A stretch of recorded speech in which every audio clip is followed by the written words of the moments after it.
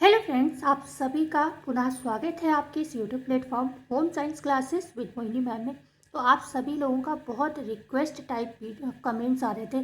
कई वीडियोस पर कमेंट आए हैं कि पैट का एग्ज़ाम जो है कब तक होगा या इसके जो फॉर्म है कब तक आवेदन इसके स्टार्ट होंगे 2026 के लिए, क्योंकि आप जानते हो 2026 बहुत सुनहरा मौका आपको देने जा रहा है। यहाँ पर आप लगातार देख रहे होंगे बहुत सारी गवर्नमेंट जॉब आने वाली हैं और यूपीएससी, यूपी ट्रिपल एससी सभी आयोग ने 2026 में नए कैलेंडर को जारी करने का भी आपका अपडेट दे दिया है न्यूज़पेपर में। तो नए कैलेंडर में भी बहुत सारी ऐसी वैकेंसी आएंगी जिसमें आपका पैट जो है बहुत ज़रूरी है। तो बहुत से बच्चों के कमेंट थे कि इसमें क्या एज का भी कुछ फैक्टर होता है या इसमें जो है क्वालिफिकेशन क्या रहेगी, कब तक के लिए बैलेट रहेगा और क्या इसमें भी कुछ रिलैक्सेशन वगैरह होते हैं। तो सारी चर्चा हम यहाँ पर करने वाले हैं कि ये फॉर्म कब तक आ सकते हैं और क्या क्या इसका क्राइटेरिया रहता है, कौन कौन लोग आवेदन कर सकते हैं। ओवरऑल चर्चा करेंगे। तो वीडियो को प्लीज़ से लाइक करिएगा, चैनल को शेयर एंड सब्सक्राइब जरूर करिएगा, क्योंकि ऐसी बहुत सारी अपडेट हमारे चैनल के माध्यम से और साथ ही साथ गवर्नमेंट एंड प्राइवेट हर तरीके की जॉब जो है हम अपने चैनल के माध्यम से आपको बताते हैं। तो प्लीज़ चैनल को सपोर्ट करिएगा। तो आप सभी जानते हो जो पैट का एग्ज़ाम है वो UP triple SC Uttar Pradesh अधीनस्थ सेवा चयन आयोग के द्वारा कंडक्ट किया जाता है। ठीक है, इसी को इसका टेंडर दिया गया है। तो ये जो पैट एग्ज़ाम है आप जानते हो हर साल के लिए होता है, मतलब हर साल होता है। ओके, हर साल एग्ज़ाम होता है और ये जो होता है 3 साल के लिए बैलेट रहता है। तो बहुत से बच्चे कमेंट करते हैं जो हमने पहले 2023 में पेपर दिया था वो क्या बैलेट रहेगा। तो ये बता दूँ, पहले नहीं था, पहले ये 1 ही साल का था। ओके, और जब से दोबारा आया है तब से हो गया है 3 साल का। तो ये पुराना वाला तो बैलेट नहीं रहेगा आपका, लेकिन अभी जो जिसने दिया है रिसेंट में, अभी जो 25 में एग्ज़ाम हुआ है आपने अगर वो दिया है तो वो तो आपका 3 साल तक बैलेट रहेगा। पुराना वाला बैलेट नहीं होगा, ये ध्यान रखिएगा। जो आपका अभी नया एग्ज़ाम हुआ है वही बैलेट आपका रहेगा।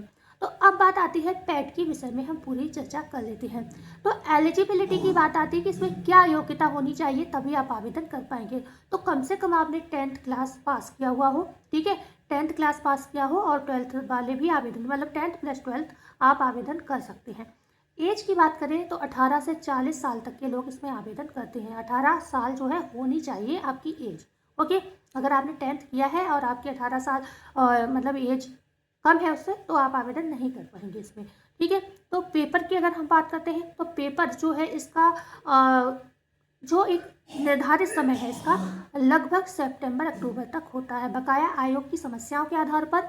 ठीक है, पेपर आगे पीछे हो सकता है, ये मैंने आपको उदाहरण दे दिया। अब आप यहाँ से ये लगा सकते हो कि 2026 में पेपर ये कब होगा, तो लगभग सितंबर अक्टूबर, 1-2 महीने उससे पहले मान लो, 1-2 महीने उसके बाद मान लो। ठीक है, तो ये अक्टूबर में या सितंबर तक आपका ये पेपर होगा, सितंबर अक्टूबर तक ये पेपर होगा।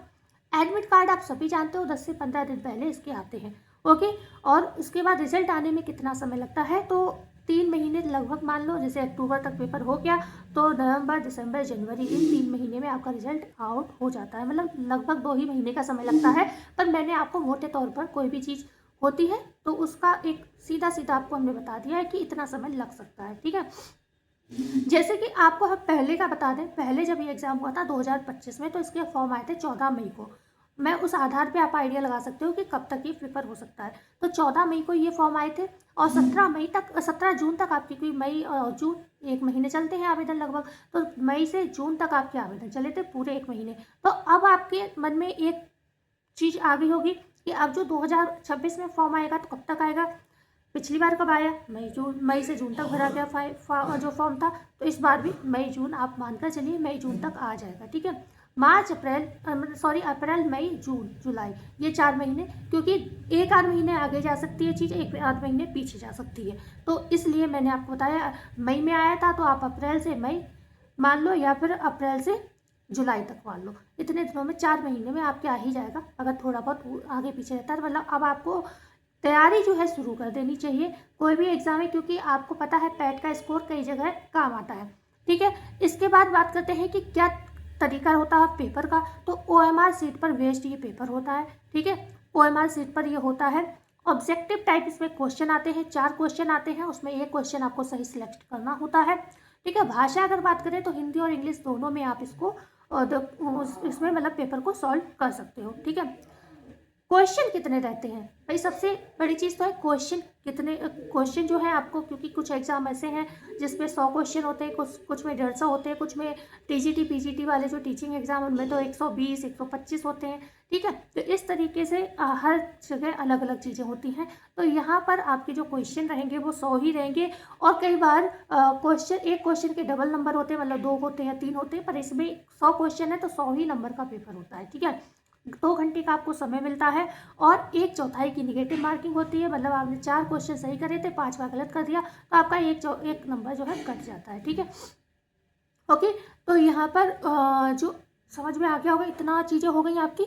तो यही सारी जो अपडेट थी, तो इस आधार पे आप तैयारी कर सकते हैं, क्योंकि आप जानते हो मुख्य सेविका जो सुपरवाइज़र के नाम से भर्ती आती है उत्तर प्रदेश में, उसमें पैट लागू है। ठीक है, पहले भी पैट हुआ है और पैट से ही हुआ है सिलेक्शन, और इस बार भी होगा। तो बहुत से बच्चे हैं जो मुख्य सेविका या सुपरवाइज़र के लिए, देखो मुख्य सेविका सुपरवाइज़र एक ही पोस्ट है, उत्तर प्रदेश में इसको मुख्य सेविका कहते हैं, और सुपरवाइज़र जो है अदर स्टेट में बोला जाता है। तो बहुत से बच्चे आप लोग परेशान थे कि अब पैट कब होगा, क्योंकि बहुत से बच्चों ने नहीं पैट में अप्लाई किया था।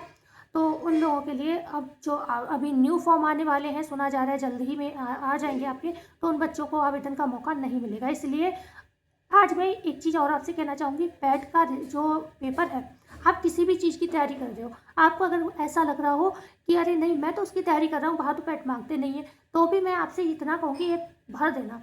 कई बार ऐसा होता है कि हमें ऐसा लगता है,